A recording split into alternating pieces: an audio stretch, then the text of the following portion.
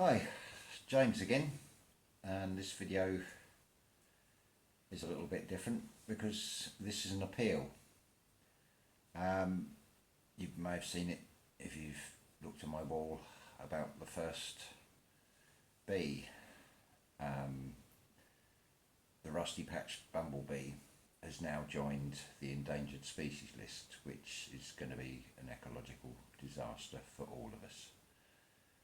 So I'm not gonna. This is not a message of doom and gloom.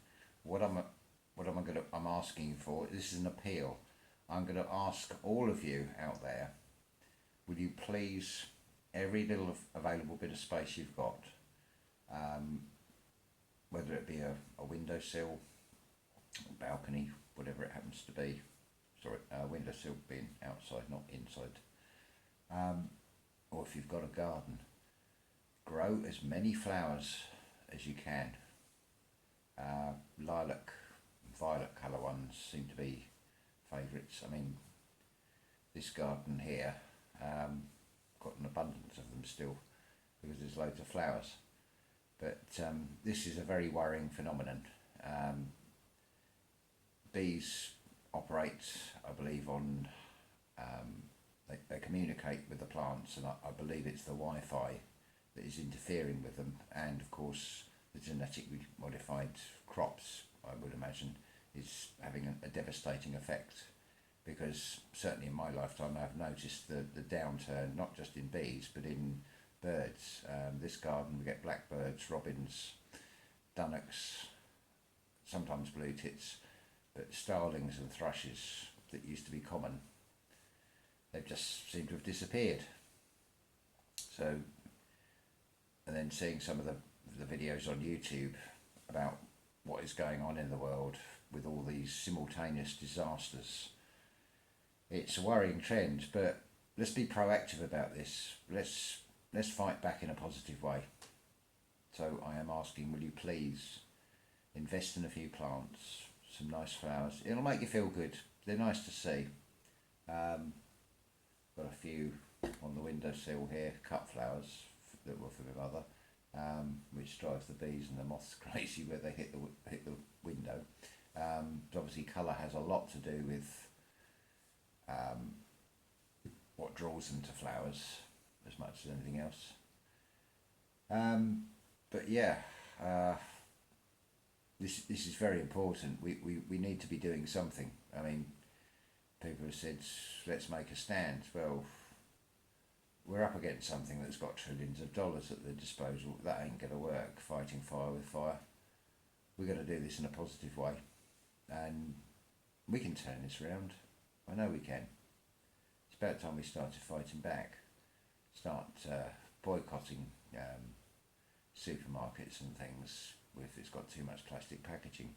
Start demanding that, say, look, I don't want this. I'm not buying this product if it's going to come with all this plastic packaging. I don't need it, because that's going to go in the ground, or as you see on Facebook, it ends up forming sort of almost land masses of plastic bottles, which is just awful for the marine life. I mean, it's bad enough with Fukushima. The effect that is having on Alaskan salmon stocks, it's drastically down in numbers. I mean, I personally wouldn't eat anything out of the Pacific now.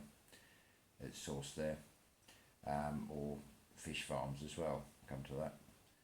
It's quite a worrying trend, but if you grow your own vegetables, and I'd say mix in the flowers with the vegetables, because it'll attract the right insects to keep the bugs off your crops as well.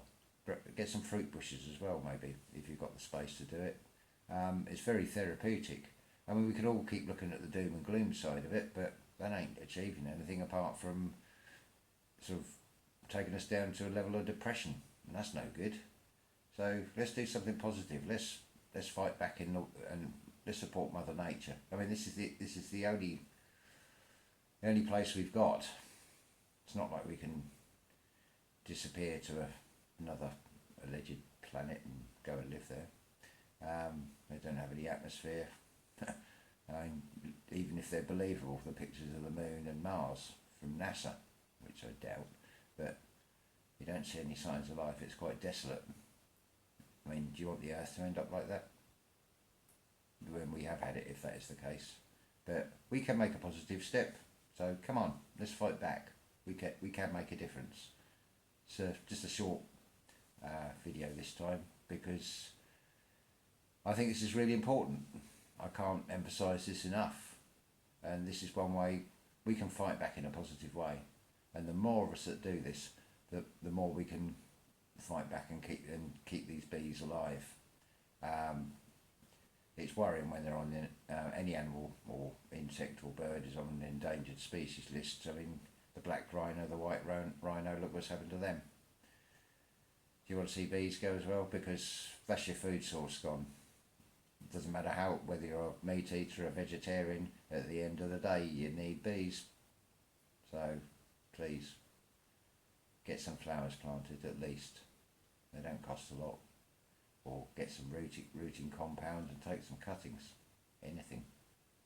Use your imagination. But yeah, we need to do something. And I'm certainly going to be investing in a lot more flowers for this garden and growing my own veg. In increasing numbers. It's also cheaper and it's fun. It's been beautiful here today. I've not really been on Facebook because I'd rather be outside. I've done enough of the researching into the dark side. I've seen enough horror. I don't want to see it on the news. I want to see positive things now and start being proactive. Anyway, all the best. Love and light to you all, and just please get some flowers, yeah? Thank you.